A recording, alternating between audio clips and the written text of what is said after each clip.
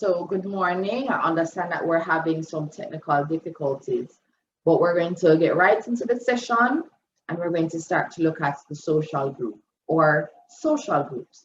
So last week we would have begun to look at culture, right? And we were able to define what a culture is. And we said that, all right, we know that it is the way of life of a group of people. And this way of life includes two major elements. These are the non-material and the material elements of a given culture. So the way of life includes the clothing, the hairstyles, the artifacts, that's the material part of a culture. The language, the religion, those are the non-material parts of a culture. So now that we have understood the different ways people live, right?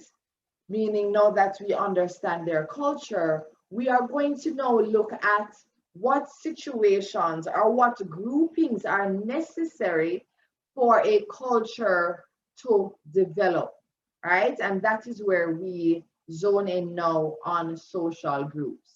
Because if we're looking at the way of life of a people, it means that these people have to be in contact with each other frequently.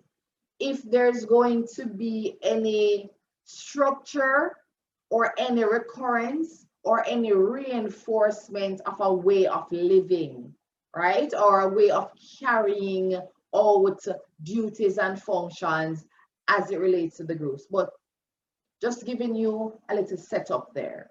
So that is the idea of moving from culture to social groups. In what settings, in what kind of groupings can a culture be formed? Can a culture develop? Right?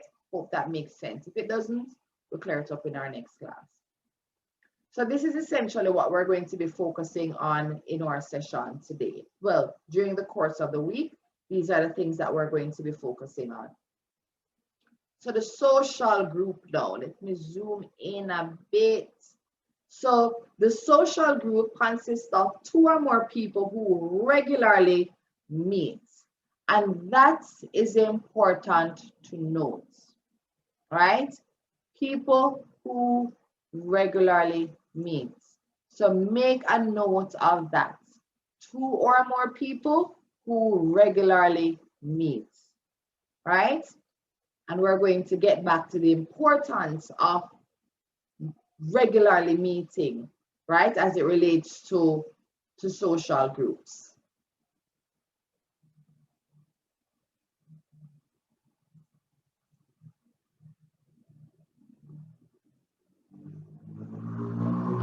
Now we are going to characterize social groups from groups. So when we're looking at social groupings, so social scientists define, or better yet, distinguish between a group and social group based on permanence, right? Based on permanence, meaning how long are these people sharing a space for them to be referred to as a social group. So if I'm supposed to walk outside and approach a group of people who are standing around looking at a house being built, or I am at a bus stop or a taxi stand and we're all standing there waiting on some means of public transportation to come around, or as I said in the first example, we're all just standing watching a house being built. We're there, yes, we are interacting, but in that session, in that setting, we'd essentially just be a group of people, right? We wouldn't be considered a social group. And that is because in those sessions, in those settings, why do I keep saying sessions? What is on my mind? Don't know what is on my mind. But in those settings, not sessions, in those settings, there may be interactions, we may be having conversations. However, we wouldn't have a sense of unity from standing at a bus stop. We'd have something in common, but we wouldn't say we're going to call ourselves a unit, because there's no goal, there's no purpose in terms of what we're trying to accomplish. We're literally just a group of people who happen to be in the same space. Does that make sense? We're not working together to get the bus to come to the bus stop. We're not working together to see the house being built. We're literally just a group of people in the same space who have our own goals, who have our own purpose. So at a bus stop, when you get onto the bus, when it's time to come off, everybody's not going to come off the bus at the same spot, right? We're going to be coming off the bus along the journey, and we're going to go on to our different lives. We're going to go on to our individual purposes. Does that make sense? So we are standing together. We may even be interacting. We may be complaining about how the house is being built. We may be complaining about how long the bus is taking. However, we don't have a common goal. We don't need to do this together. We're literally just two people who happen to be in the same space, right? And when we go on the bus, as I said before, we're going to come off of the bus at different stops along the way. So even when we go onto the bus, so even if we're supposed to say, well, the common purpose is to get onto the bus. It's the common purpose is that action, yes. However, we have our individual purposes. So I'm going to get on the bus to get home. You're going to get on the bus to go to work. You're going to get on the bus to go and get some food. You're going to get on the bus because, hey, you're bored at home and you want to get out of the house. We all have a different goal. We all have a different purpose. It just so happens that in this setting, we're all standing together, waiting to achieve our individual goals. And that does not make us a social group. If it was a case where we met every day at a particular time, we got on the bus together, right? Came off of the bus at the same stop, and our interactions continued in some way, that would make us a social group. If when we met, as I said, we had a time, we knew that we're supposed to sit a particular way on the bus. We knew that when our stop approached, there's something that we're supposed to all say. When we disembarked the bus, we know that, all right, this is where we're going to go next. That would make us a social group, because then we have a sense of unity. We are a unit because we're all doing this together, and we have a way that we're going to do it, and there is a purpose associated with this action that we all have in common. All right? And if that doesn't make sense, you let me know.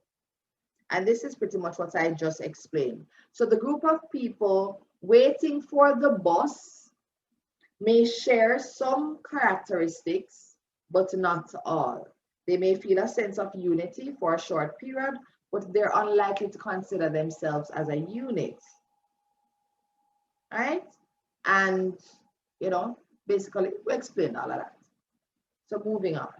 So when we're categorizing a group now, we use certain characteristics, or we have a certain criteria when we are looking at what is a group.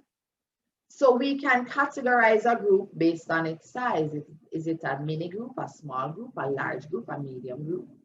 Is it a simple group? Is it complex? How many members are there? Is it just 2 people? Are there 100 people? Are there 20 people? what is the service? What is the common goal or the purpose? Is it a national service group? Is it a community service group? Does it have economic pursuits? Does it have personal health pursuits? Is it formal? Is it informal? So this is what we have to look for when we are going to place different types of groups in categories, right? So we have the primary groups, right? Primary groups. These groups are, and you're going to read it with me, and I'm going to assume that you are following my instructions and actually reading it with me. So we have our primary group. They are small. They are small. They are characterized by intimacy and face-to-face contact, and there is a level of permanence, right? So when you're thinking of primary groups, these are the key terms that I want you to focus on. They are small. They are characterized by intimacy. There is face-to-face contact, and there is a degree of permanence, meaning coming from the word permanent, meaning we're together for a significant period of time. And this can be a family. It can be a class within a school, because remember we said small and intimate. So, and meaning by intimate, I mean close. So within your family, this is the units. We're all seeing each other on a day-to-day basis. We have a connection to each other, so we may all be related. We live together, right? That is what would make the family a primary group. While the classroom, you may be a student at Hines, and you don't know every student on campus, right?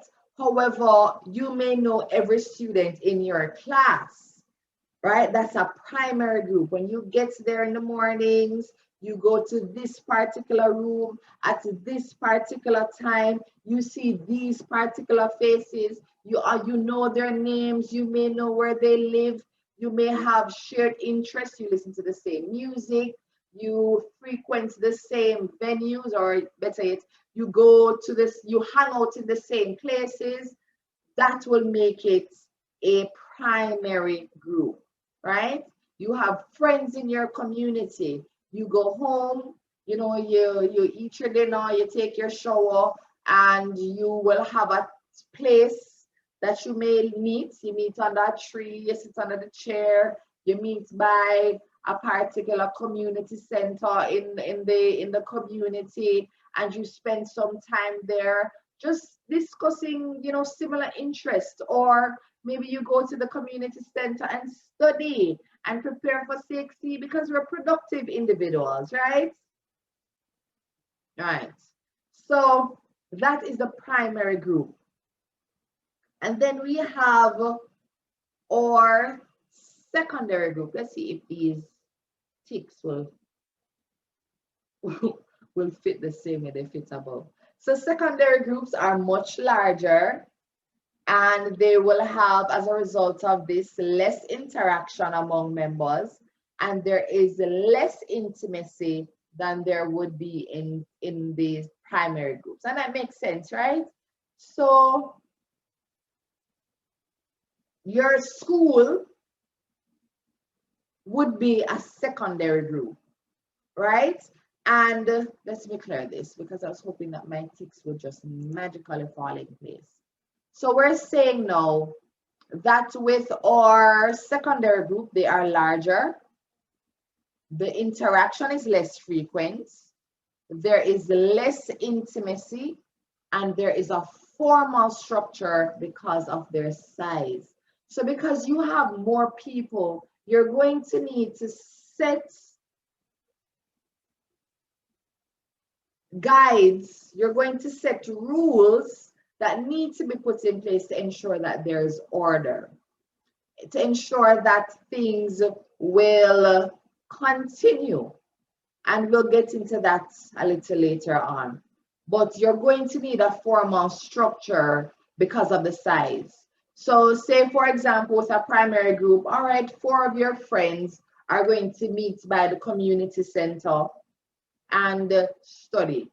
Easy. Let's walk over and we meet up and have our discussions and we keep it moving. If it's a secondary group, we're all going to this community center, about 20 of us. Now we have to think, all right, if we're going to use the community center, we have to make sure that we contact the person who controls the center. We have to schedule a time. We have to ensure that everyone is aware of the time, and you have to put sanctions in place that if people are late, these things are going to be done as a deterrent to ensure that they are no longer late. Because if you are late, then you'll have less time because the community center may be scheduled for another group activity or something else is happening. So we have to encourage people to get there on time. So task or the goals and the purpose, those things can be met before the group part ways. Make sense?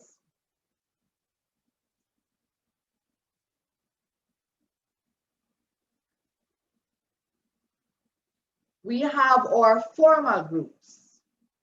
And in our formal groups, we have clear-cut structures that govern interaction. Procedures dictate entry into the group. There is a dismissal or appointment of leaders, and that is based on another set of rules, right? There is a code of conduct. So there is something that we all can refer to when a matter arises, and that is what makes it formal. So it's not a case where, okay, well, you're late today, so we're kicking you out of the group. A code of conduct can say, all right, if you are late 3 consecutive times within a week, then you have to pay a fee of $500. If it is that you are late 20 times for the month with no explanation or something, we're going to ask you to leave. So the code of conduct will pretty much lay out how situations are supposed to be handled, and that is what makes it formal, right? We have specific objectives. Remember, we're talking about goal and purpose. What are we trying to achieve? Everyone has to be aware of this. So we know if we're actually achieving the goals, and we know what goals to set. And when they have been met, we can set new goals. But if you have no specific objectives, you don't know what you're accomplishing, right? And a characteristic of the small, or better yet, the formal groups will be the sports clubs, service groups, political parties, business organization, trade unions. These groups all have a formal structure. What did I just do?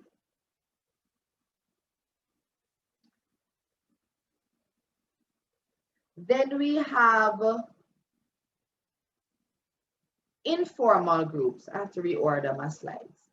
We have informal groups. And what makes it informal? Unlike the formal group, we have no written rules regarding behavior. All right? There are constant face-to-face interactions in jobs, in recreational activities. There may be informal leaders, peculiar communication. So we can converse via Twitter, via IG, via WhatsApp.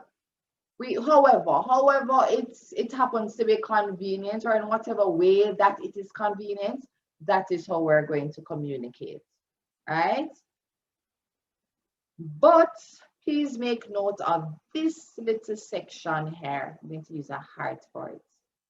There are unspoken standards of acceptable behavior, right?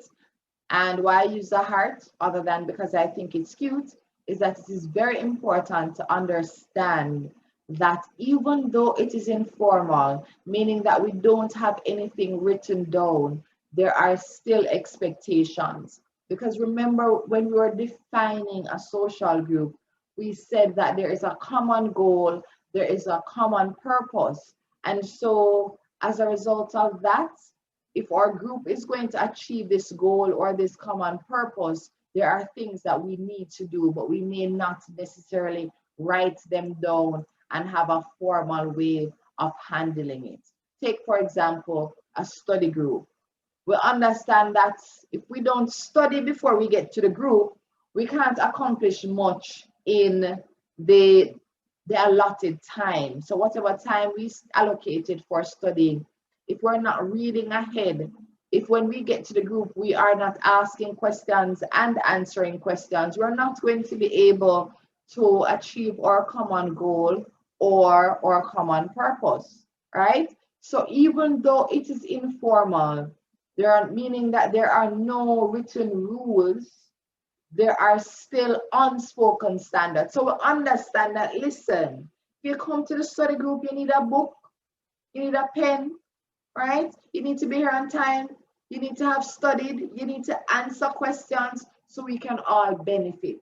We're not going to get a code of conduct and say, all right, let's see if everybody has met all of the requirements before we start studying. We're not going to do it that way, right? But in our heads, we have an expectation of what our interaction is supposed to look like, right? We also have a negative or dysfunctional groups.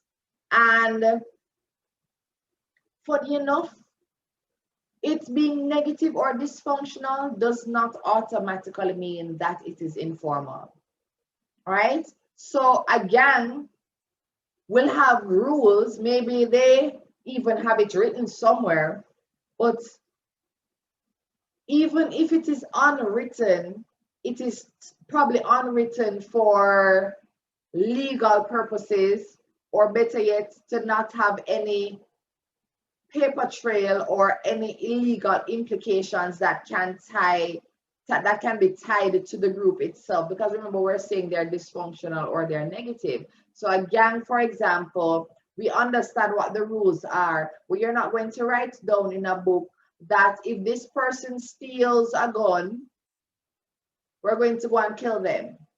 And then we make note of it and say, all right, in January, you know, we killed this person and we buried them here. And, you know, we're going to send out a memo to all members of the group to ensure that they understand that this was done. So the rules are there, so you know what can happen if certain things are not done the correct way. But also, even within a gang, there are ranks and different people are expected to do different things. So you'll have the leader and you'll have his henchmen, or better yet, the men who work around him, who carry out orders. You may have somebody who is in charge of this avenue. You may have somebody who is in charge of initiation, meaning when we recruit gang members, this person is the one who trains them. And that training would involve a code of conduct. This is what you do, this is what you don't do. These are rituals that you have to perform to show us your loyalty, right? So negative doesn't necessarily mean informal. When we're even looking at narcotic trafficking, there are strict rules that have to be followed in terms of if you're going to be shipping narcotics, which person you have to contact at the wharf, which wharf, the one in Kingston, the one in Mabay, the one on this side, or whatever it is. I don't know the intricacies of narcotic trafficking, but we understand that it is complex because it's not always a case where you have a few people. Sometimes you'll find that drug trafficking is a multi-million-dollar scheme that involves hundreds of countries and people, right? So there is some formality, but it is still negative, because negative or illegal behavior is what is being influenced, but it doesn't necessarily mean that it is informal, right? Peer groups. These are formed by people of the same age and of a similar social status who share a particular bond. So, same age, social status, share a close bond. They may be even the same gender, but you know, there are variations to this, because you can have male and females interacting, boys and girls interacting, because you know, we have a close bond, we live in the same community, we're the same age, we go to the same school. So different elements may exist in different peer groups. It can be all boys, it can be all girls, it can be, when we say social status, it can be all members of a particular community. It can be an upper class community, so we're uptown, and that is what defines us. So it doesn't necessarily have to have all the features, but it must have the age, because that's what makes a person your peer. You're in the same age group, right? And of course, there is some connection or unity between the members of the group, right? So these groups sometimes form economic and emotional supports to members, and friendships are formed and loyalties are established. Young people in such groups often learn about commitment, decision making, and respect for law and order. However, I'm sure you're aware of other peer groups that can be a group of bad influencers, right? So these people are influencing you to partake in drug use or any illegal activity. But it would still be, even if it's something illegal or you're doing something wrong or it's negative or dysfunctional, if you're sharing, if you're of the same age and have maybe of a particular or similar social status, and you have that bond, even if it's negative or positive, it will still be considered a peer group, mainly based on the age of all members of the group. And then we have our interest group. These are people who attempt,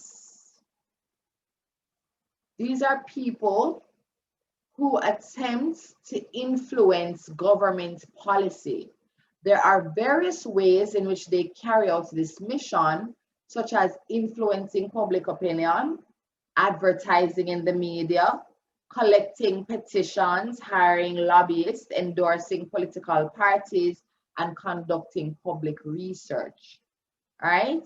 So as a result, government may amend laws or make new ones or increase expenditure in selected areas because of the efforts of these groups. So we can even think about even Black Lives Matter. Are we familiar with the Black Lives Matter group? This would be an interest group, because they are trying to influence government policy. So you're trying to ensure that Black lives matter to the government. So you're going to implore the government to put in place measures that will ensure that the lives of young Black women, young Black men is valued. And in instances where the life of Black people are threatened, there are things that we're going to do to sanction individuals that break that go against the rule, that break the laws, right? So we ensure that, all right, if a police uses excessive force, he's not just given a slap on the wrist and sent home for a week, he's fired. Or he also, in addition to being fired, he will be criminally charged for whatever the case is, right? The varying degrees of, you know, arresting somebody unlawfully, meaning that you're arresting the person based on the color of their skin and not actually because they broke a law, to the other end of the spectrum where you pull out your rifle and you shoot the person and the person dies, and there was no situation that really warranted such an extreme response, right? So an interest group like Black Lives Matter would urge the government to put things in place to ensure that when the lives of Black people are being threatened or being shortened because of racist individuals or interactions with police officers, or so people in power, people within the law, you're ensuring that things are put in place that will deter them from abusing their power, right? So Black Lives Matter, for example, would be an interest group. And then we have voluntary groups. So this is like the Key Club and Red Cross and Interact. So the goal of this group, right? Because remember, when we're talking about groups, we're looking at unity, we're looking at a common goal. So in this group, the Red Cross, for example, we all meet because we want to ensure that we organize activities to go and give back to the community, for example, right? We're all volunteering. Nobody here is being paid to do anything. We just have a common goal of service, and that is what drives our interactions when we do end up meeting. All right. So in voluntary groups, as you can assume, because voluntary, you choose to do it. Involuntary, you don't have a choice. You're just a part of this group. So members of these groups are forced to belong because they have no alternative. In some countries, for example, there is a compulsory national service or military enlistment when citizens reach a certain age. So once you are born in China, once you are born in America, if they call you, you are expected to answer that call and serve your country, right? So that is involuntary. So just by virtue of the country that you're born in, you have to serve in the military if you are indeed called to do so. And then we have in groups and we have out groups, all right? In the in group, members have some form of identity which exclude others. This may include badges, names, or a way of dressing. And those who don't belong are part of the out group.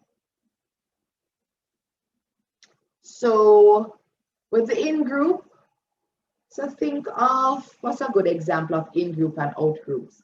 I don't know if you've ever watched the show Mean Girls, or maybe you have it in your own high schools, where you'll have the popular group and they have, you know, they are the ones who wear the nice clothes. They have all the fancy gadgets, the phones, the iPads, the tablets, the AirPods. These are the things that characterize them. And, you know, they may be of a particular social class. They may be considered to be the attractive people. And this is the in group, right?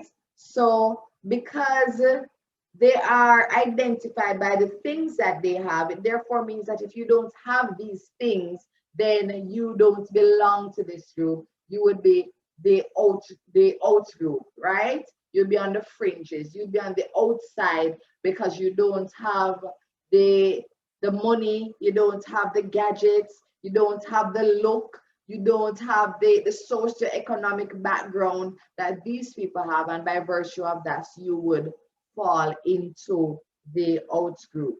All right, I have already posted this to the portal, but this is the assignment that I want to be completed during the course of this week.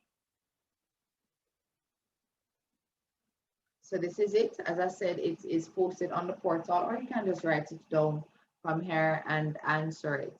All right, so you're going to fill out this table. So you're going to give me an example of a formal group, an informal group, a voluntary group, and a secondary group, and you answer the associated questions. All right, guys, I hope we have, or better yet, I hope we would have adjusted or figured out our Wi-Fi connectivity issues, or at least fixed it. So Flow and Digital stop stressing my students out so they can get to class. I'm putting that out in the air. Hopefully it gets to them in some way. But you know, that's a feature of the online learning experience. You know, we will have connectivity issues, but as long as we're reading, as long as we are actively involved in a process where we understand that even without internet, it is still class time, so you're still going to get work done. We won't be shortchanged, and we will be ready for examinations in a few months. All right. So stay safe, wear your mask, sanitize, walk wide, and I will see you later in the week.